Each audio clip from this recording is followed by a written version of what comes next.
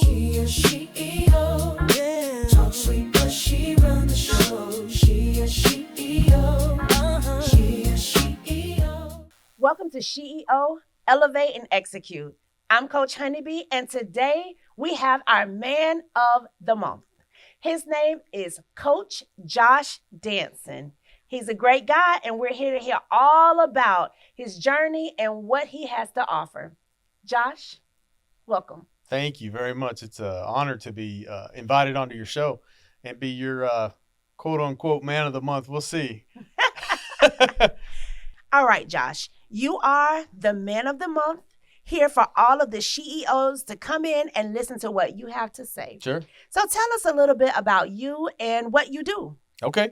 Well, a little bit about me. I'm from a very small town in Tennessee. I went to the Navy whenever I graduated high school. I spent a year in college, and that wasn't for me. I was done with school. So I went and joined the Navy in 2000, and I spent 21 years in the Navy, just under 21 years in the Navy. I got medically retired for some medical stuff, and then I went back to school, got my degree, my bachelor's and master's degree, and I haven't done anything with it, but the Navy paid for it.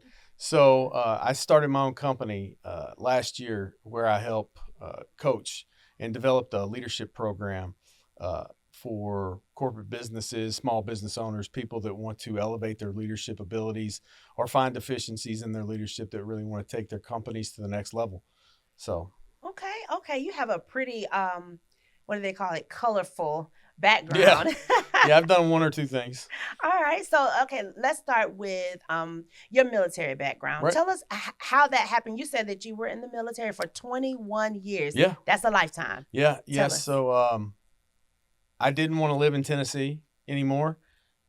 There's no opportunities at whether you can either work in a factory or go to community college. And I got tired of going to school and I didn't want to work in a factory. So I went and joined the military. I have always been, patriotic about my country, and I wanted to travel. So the Navy gave me the best option to travel.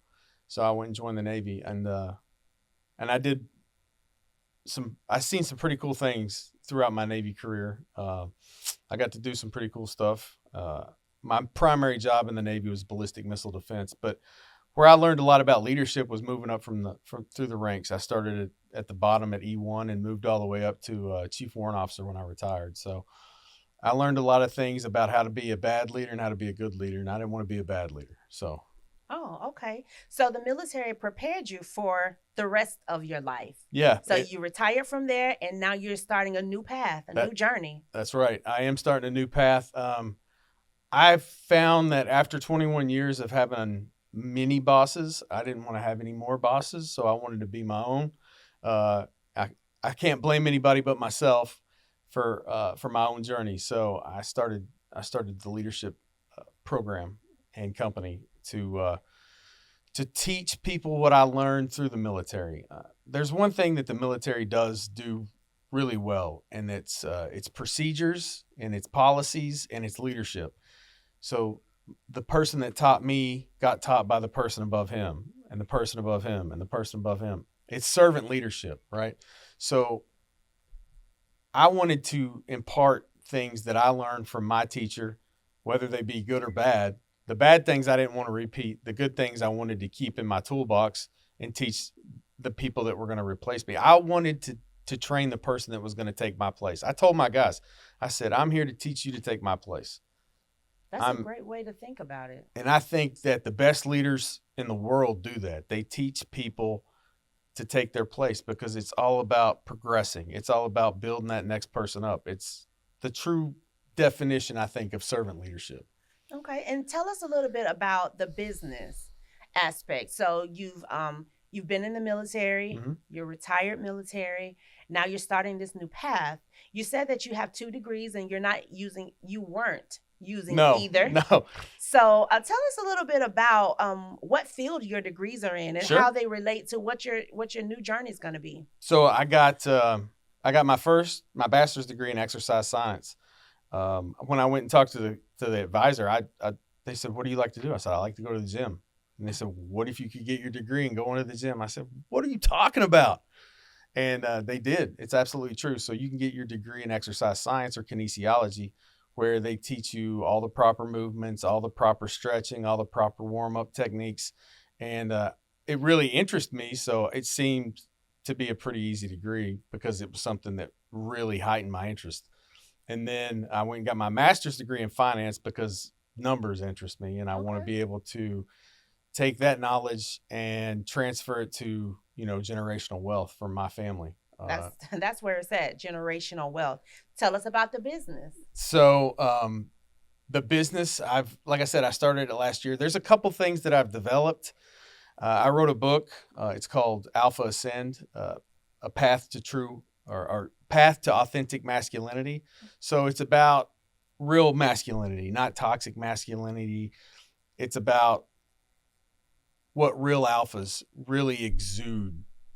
They don't run their mouth. They're not loud. It's quiet. It's quiet confidence that they have in themselves and that everybody around them knows that they have. And it's the way to lead. I feel like your family, your business, and your life. Wow. So I kind of started there. And then my wife, talking to my wife, she's like, you know a lot about leadership. Why wouldn't you create a program or, focus your business around leadership? So that's what I did. But anyway, I created the leadership program. So other things I do is I consult companies. So I go in and I do a full scale audit of their programs, policies, procedures. I survey their company leadership on all levels, all the way down to the person that is the entry level worker, right? I want them to evaluate their leaders, the mid level to evaluate the senior level, and everybody evaluates the senior level. And then I go back and I give them a plan of action and milestones where they can incorporate these tactics to elevate their company through leadership principles. Okay, and I did say that your coach, Josh Right. Danson. So Yeah. tell us about the coaching. So you have the book, Yeah. you have what you do, you go in to help companies, Mhm. and you're a coach as well. Tell us about Yeah. the coaching. Yeah. So I coach business owners how to be better leaders too. So the main focus is teaching them the stuff that I learned when I was on active duty. Wow. The servant leadership part, the listening. Like you don't learn anything when you're opening your mouth. You learn everything when you're listening to somebody. So when somebody's talking, you should be paying attention to what they say because you're going to pick up on things that they don't even say with their body language, the way they inflect what they're telling you, what their family dynamic is. Because you can't really lead a team or a business or a company without knowing everything about it to a certain extent where you're not like being creepy. Right. You know what I mean? Right. So you talk about your wife. She actually encouraged you to move into this Yeah. lane. Tell us a little bit about how that works. So you took the advice of your wife. Sure. And tell us about that. How did that happen? So for a long time, I was very stubborn, and I didn't take advice from anybody. And then I had somebody tell me, you don't know everything. You should listen to people that are smarter than you. And my wife is absolutely way smarter than me. So, but yeah, I was like, she knows better than I do.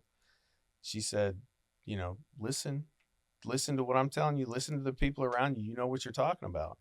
And I gave over my ego. So I think that's probably 75% of being a good leader is giving over your ego and listening. And you can't be too proud to take advice from somebody that works for you because they might have a great idea. And if you don't listen, you're going to miss it. Got that right. And my wife, like I said, she's way smarter, but she's a nurse. And when she talks, I listen. And it worked out. Okay, so you talk about how you wrote the book about masculinity. And you talk about how you gave over your ego because your wife advised you. Sure. Can you give the guys who are watching this, can you give them a piece of advice on both the book and how listening to your family members, your wife, someone of influence in their life, and how that can help them propel to the next level?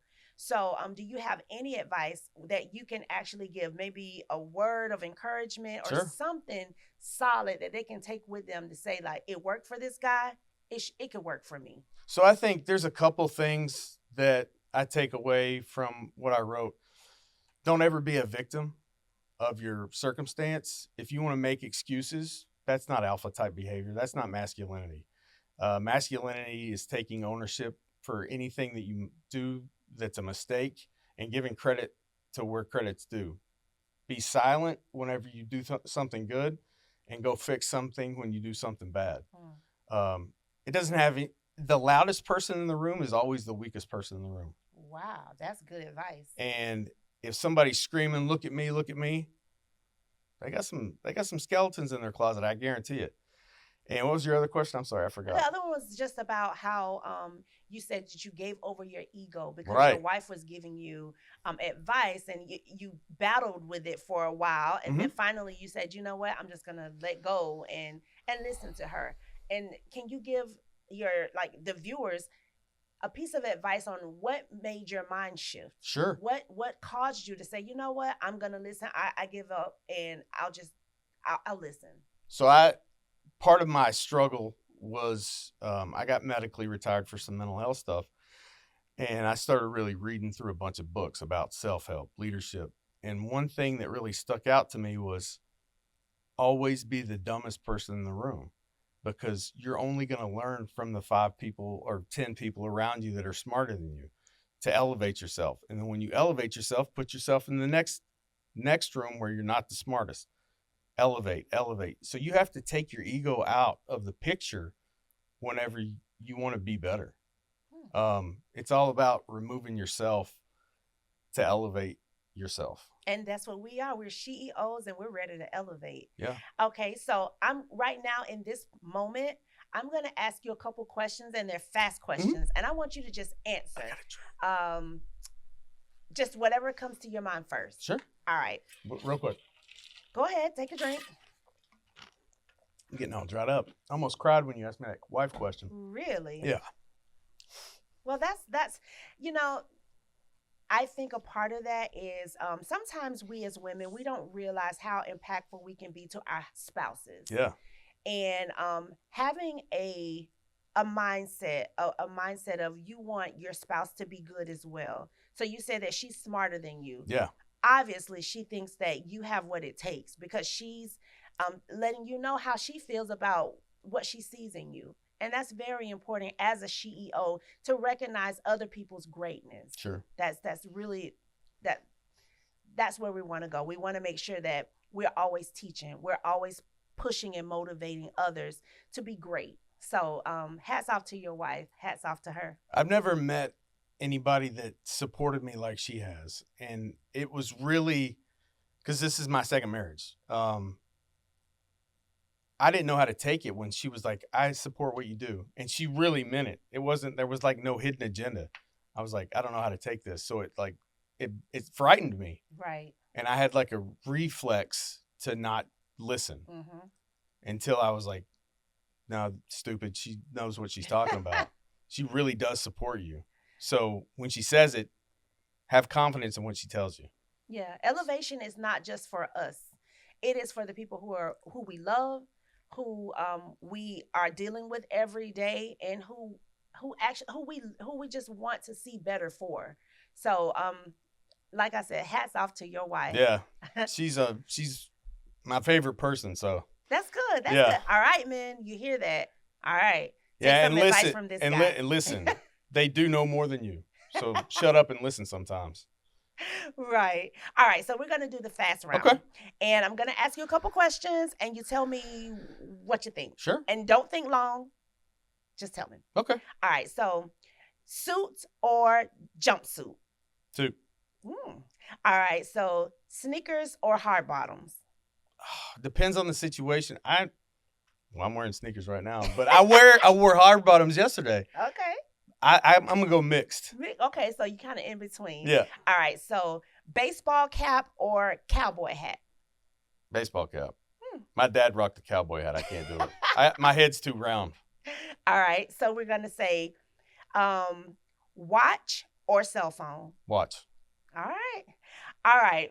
Thank you so much. We appreciate you coming today to give us insight. You really, really touched on a lot of subjects that I wasn't expecting. You talked about being masculine and masculinity. You talked about throwing away your ego, and you talked about your journey through life, from high school to junior college to the military to receiving your degrees and now where you are. So we really appreciate you.